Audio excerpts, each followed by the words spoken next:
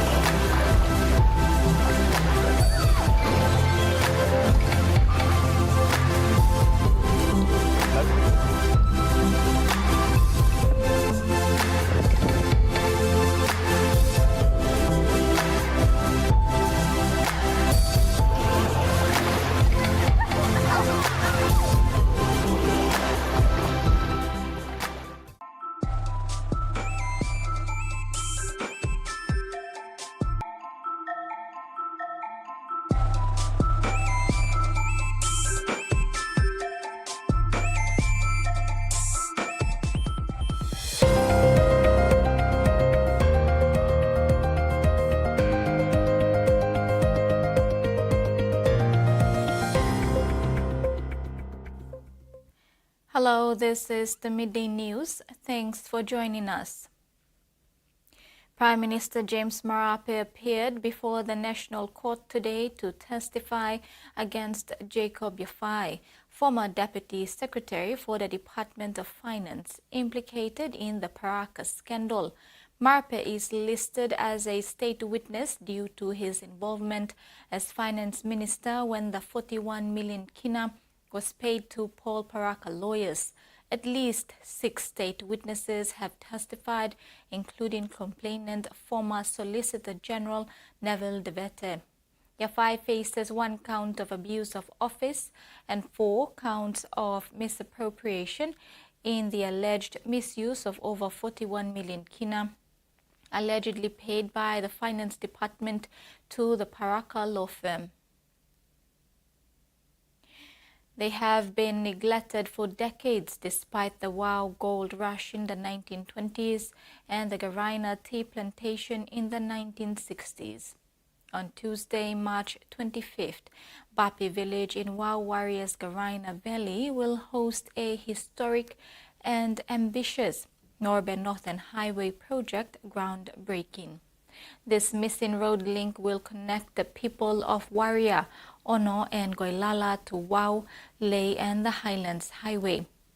It was described as a dream that the late William Sam, former Goilala MP, and Sam Basil Senior, former Bulolo MP, once had to connect the people to the main highways and facilitate the movement of fresh produce from the fertile soils of Goilala and Garaina to hoteliers and shops in the city.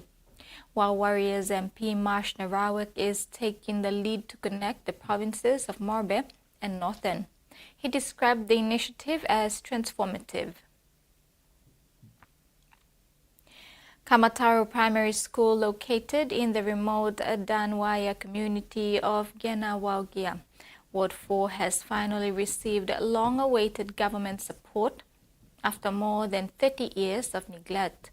2 new classrooms funded by the Karawagi District Development Authority at a cost of 50,000 kina were officially opened late February this year. The school, established in 1919, had been overlooked by successive governments, leaving its infrastructure in poor condition. Students from the surrounding clans of Tawaku, Giuna, and Wimba were forced to learn in deteriorating classrooms. The school's remote location, accessible only by foot, made it difficult for both students and teachers to reach.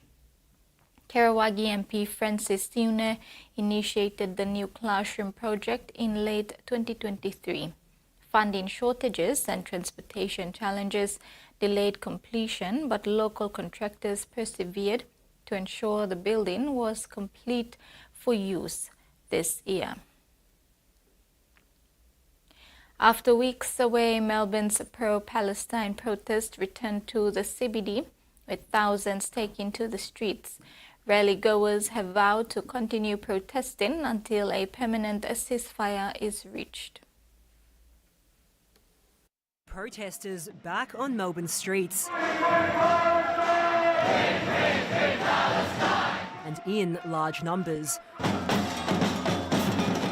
after hopes for an extended ceasefire were shattered. We're here out of anger at the same time and sadness, so all these feelings, So I think that's why there's a lot of turnouts. It's good to be back with such a lot of people. It shows that people are really seeing and understanding the horrors of what's going on in Palestine. Thousands gathering at the State Library before marching through the CBD, protesting against Israel's resumption of airstrikes across Gaza. It's a strong message to government that we don't want to be supporting that from here in Australia and here in Victoria. It's the first protest since Melbourne's weekly pro-Palestinian rallies became monthly, following 70 straight weeks of demonstrations. It's past time for our country to listen to these protesters and say no more.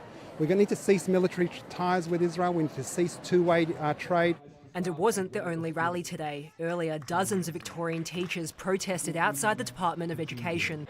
Free Palestine! Free Palestine! Accusing the Victorian government of attempting to silence support for Palestine in schools. Teachers have been intimidated in really serious ways.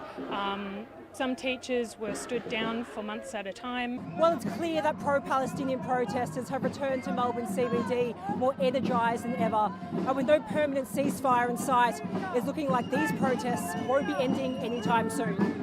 Until something changes, until the conflict ends, then I think, yes, everybody here will continue fighting.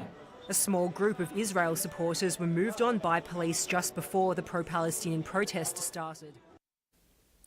In the New South Wales north, the long tail of ex-tropical cyclone Alfred is being felt as tens of thousands of fish and other marine life are left gasping for air as floodwater makes its way to the coast. Dead fish are turning up in the thousands from the Macleay River to the Richmond River and further north to the border. Meanwhile, residents are left to gather the dead fish, which is proving to be a very smelly and unpleasant task. ABC reports. Eleanor residents amid the stench of rotting fish carcasses. This whole shore here was full of fish. You couldn't even walk on the sand. Picking up the remains after ex-tropical cyclone Alfred. The sadness of seeing all of these species, fish I've never seen before, disappear, and they probably will disappear for a very long time.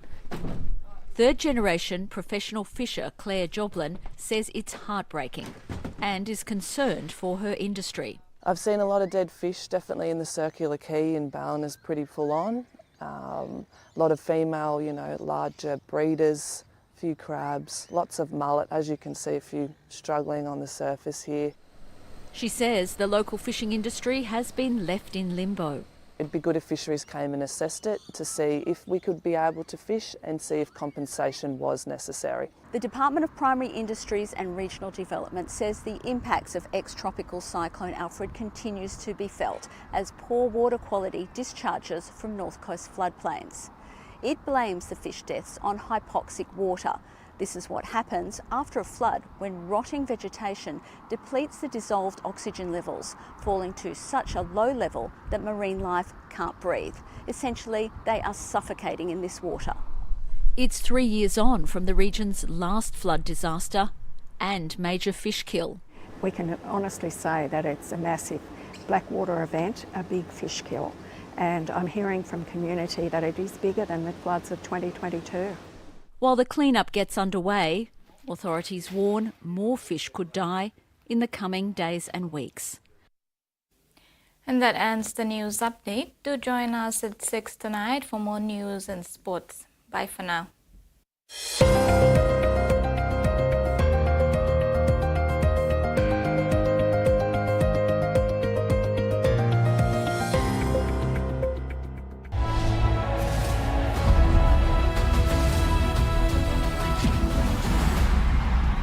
Slip through here.